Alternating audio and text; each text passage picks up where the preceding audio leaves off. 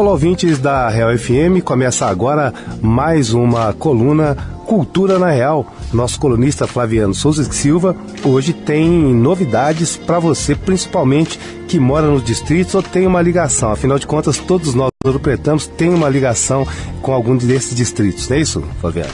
Olá, ouvintes da Real, oi Palazzi, exatamente, né? Hoje, essa surpresa aí, né, é que a gente vai falar um pouco da formação e da história cultural, assim, de cada distrito. Muito bem, então, vamos começar falando dos nossos distritos, mas como é que você vai fazer esse programa? Vai começar por onde? Bom, a gente, né, como todos os nossos distritos têm uma grande importância, eu fiz uma opção simples assim, que é falar por ordem alfabética, né? Então esse programa a gente vai falar dos 6 primeiros e fica mais 6 para o próximo programa. Então, certamente o nosso primeiro programa vai ser a divisa de Ouro Preto ali com Itabirito, que é Amarantina, não é isso? Isso, a gente começa por Amarantina. Então vamos lá, assim, segundo alguns historiadores, né, Amarantina surgiu após uma grande crise de fome que aconteceu na região por volta de 1700. Assim, né, a região que hoje está Cachoeira do Campo, Amarantina, Glaura, foi povoada para a plantação de alimentos que seriam comercializados para os outros arraiais. Começou com um pequeno povoado, né, chamado Tijuco, que é um nome indígena para locais onde ocorrem grandes alagamentos, por causa das enchentes do rio Maracujá, que transbordava na época de chuvas naquela região e transformava, né, as suas margens num grande brejo. Um fazendeiro português chamado Antônio Alves ergueu ali na região uma capela a seu santo de devoção, que era o São Gonçalo. Viajantes que passavam por ali achavam que o local se parecia muito com uma região de Portugal de nome Amarante e começaram então a chamar aquele lugar, né, de São Gonçalo do Amarante. No início do século XX, o local iniciou uma importante produção de café e hortifruti granjeiros. Foi também nessa época que o distrito passou a se chamar Amarantina. Do ponto de vista cultural, nós temos lá importantes tradições ou atrações. Em setembro, temos a festa de São Gonçalo e Cavalhadas de Amarantina, que é uma festa de origem portuguesa, onde cavaleiros encenam uma disputa entre mouros e cristãos. Lá também nós temos o Museu das Reduções, né, que apresenta importantes obras arquitetônicas históricas do Brasil em miniatura. Outro ponto importante da região é o seu artesanato, que é bem diverso. Bom, então agora seguindo a sequência alfabética, o nosso próximo distrito é Antônio Pereira. Quais são as novidades de Antônio Pereira? Bom, Antônio Pereira, né, aquela região, ela é tão antiga quanto os arraiais que deram origem a Ouro Preto e Mariana, que a gente já falou, né, no outro programa. Segundo algumas pesquisas, devido também a essa grande fome, né, de 1700, algumas pessoas saíram da região dos arraiais à procura de outros locais, à procura de comida e também de ouro. E aí tem uma história, né, que conta que um bandeirante português de nome Antônio Pereira foi o primeiro a chegar naquela região, mas acabou não ficando por ali. Em seguida, um grupo de outros mineradores foi para o local e em 1716 ergueram uma capela dedicada a Nosso Senhor do Bonfim. Desde então, o lugar transformou-se num importante local de extração de ouro e posteriormente de topázio. Do ponto de vista cultural, podemos destacar em Antônio Pereira, além das belezas naturais, muitas cachoeiras, né, matas. Nós temos lá as ruínas da igreja de Nossa Senhora da Conceição, que é do século XVIII, e a capela de Nossa Senhora da Lapa, que, né, ela fica localizada dentro de uma gruta, que é a Gruta da Lapa, local que anualmente reúne milhares de fiéis em sua festa no mês de agosto. Bom, vamos caminhar para fechar o primeiro bloco, mas vamos falar de um distrito bastante importante de Ouro Preto, né? Um dos primeiros aí, que é Cachoeira do Campo. Tem história do século XVIII e também é um importante distrito atualmente para a cidade de Ouro Preto. Bom, Cachoeira do Campo, né? Segundo também alguns historiadores, a região de Cachoeira do Campo, ela foi descoberta e povoada na mesma época em que se encontrou a região de Ouro Preto. Dizem alguns documentos que quem primeiro chegou ali naquela região foi o bandeirantes Fernão Dias, atrás de riquezas naturais em 1675. Ali ele teria encontrado uma belíssima cachoeira, né? Alguns acham que é a cachoeira onde fica o Colégio Dom Bosco hoje, e passando a chamar o lugar de Povoado da Cachoeira, e depois Cachoeira do Campo. O seu desenvolvimento se deu principalmente também após a tal Grande Fome de 1700. Assim como Amarantina e outros arraiais da região, Cachoeira desenvolveu fortemente a agricultura. Isso fez com que o local se tornasse muito rico, tendo sido escolhido por ser o lugar em que se construiu um segundo palácio do governo da capitania de Minas Gerais, que era o Palácio da Cachoeira. O palácio oficial, gente, ele era em Vila Rica. Lá era tão legal, gostoso, aquela coisa do clima, né, de Cachoeira, que a maioria dos governadores preferiam ficar em Cachoeira. Lá foi criado também, em meados do século XVIII, o Regimento Regular de Cavalaria, que é o embrião do que hoje é a Polícia Militar de Minas Gerais. Lá estava alocado, por exemplo, o Alferes Joaquim José da Silva de Xavier, o Tiradentes. Hoje, né, o local é o Colégio Dom Bosco.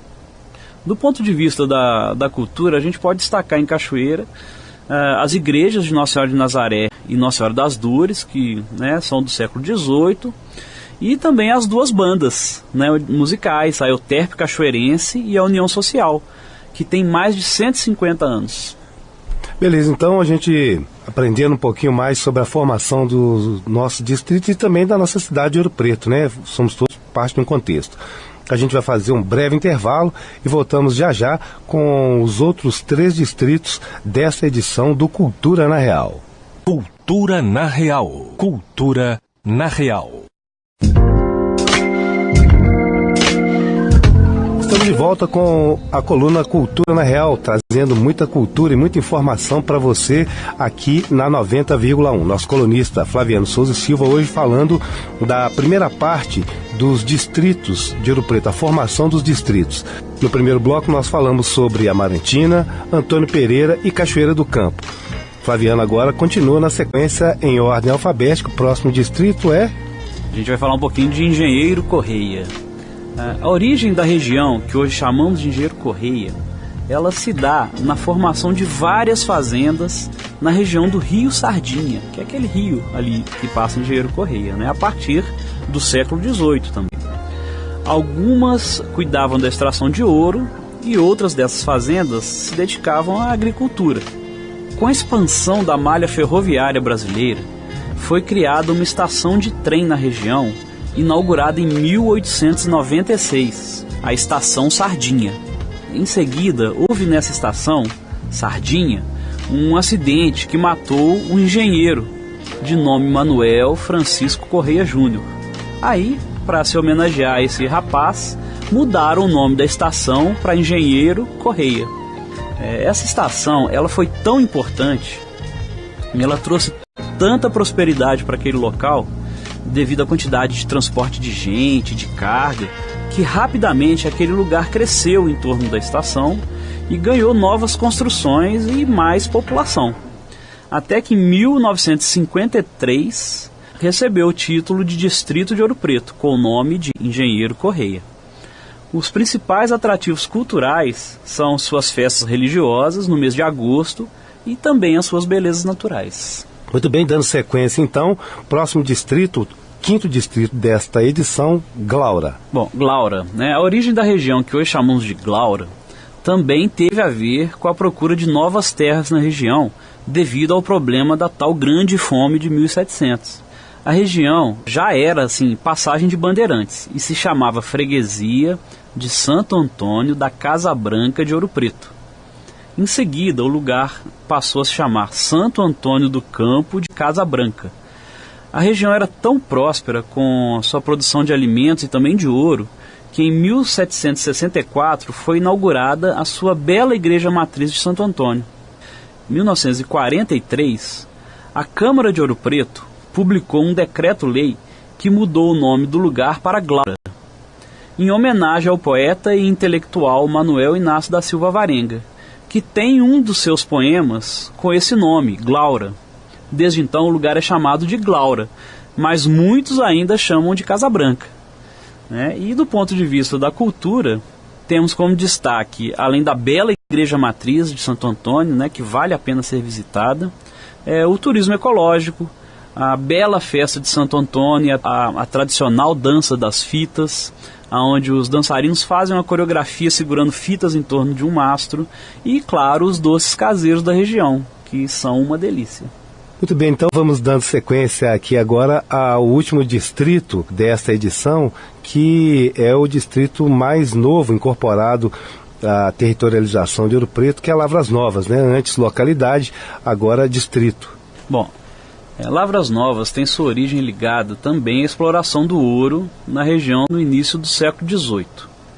Com a chegada de pessoas em grandes quantidades em busca de pedras preciosas, a região começou a ser explorada e temos alguns documentos que falam de minas naquela região. Imagina-se que aquele lugar, que se chamava Lavras Novas do Coronel Furtado, tenha tido um grande desenvolvimento, já que em 1740 já tinha sido erguida a igreja de Nossa Senhora dos Prazeres, sinal de que o local era próspero e lucrativo na época. Por volta de 1780, com o declínio da produção de ouro em toda a região, vários mineradores deixaram o lugar e libertaram seus escravos. Muitos deles permaneceram em Lavras Novas e formaram suas famílias, dando continuidade à história daquela região. Do ponto de vista assim, da cultura, né, como destaque, a gente pode destacar a arquitetura do distrito, a produção de objetos em bambu, as festas religiosas e as belezas naturais, que atraem milhares de turistas durante todo o ano. Muito bem, então vamos encerrar por aqui o nosso Cultura na Real. Falamos de 6 distritos nessa edição e você sempre deixa um recadinho aí para o nosso ouvinte nas suas considerações aí. Bom, Palazzi, eu então gostaria de terminar esse programa de hoje. Primeiro, novamente convidando aqui os ouvintes que queiram me seguir nas mídias sociais, Instagram ou no Facebook, só procurar por Flaviano Souza Silva. E como já está virando assim, uma certa tradição do nosso programa, eu sempre termino com alguma expressão artística relacionada com o tema que foi discutido. Eu separei hoje um pequeno trecho de um conto de um escritor ouropretano chamado Bernardo Guimarães. Ele nasceu em Ouro Preto e viveu durante o século XIX. Esse conto faz parte de um livro que chama Lendas e Romances, que é de 1871 e tem o nome de A Garganta do Inferno. Esse conto se passa em Lavras Novas, logo no início da formação do distrito, da região ali, que depois virou distrito, e conta uma história de amor.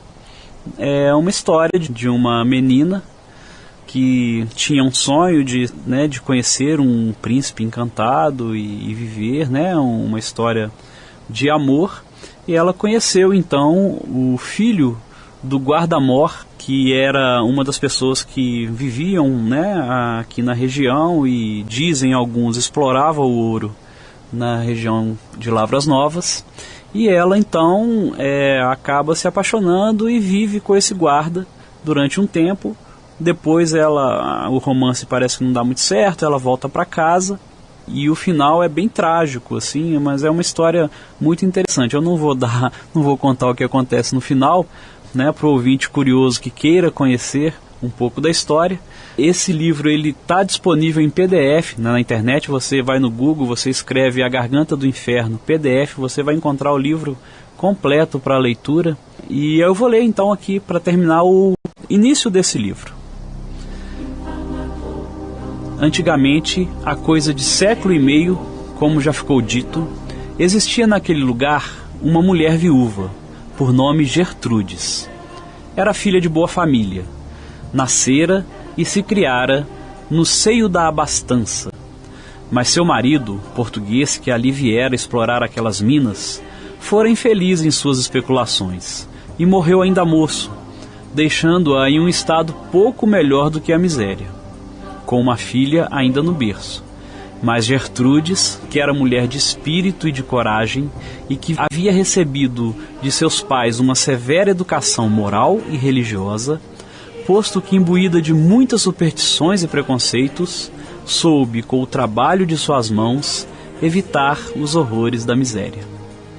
Bom, pessoal, é isso. Até o próximo programa.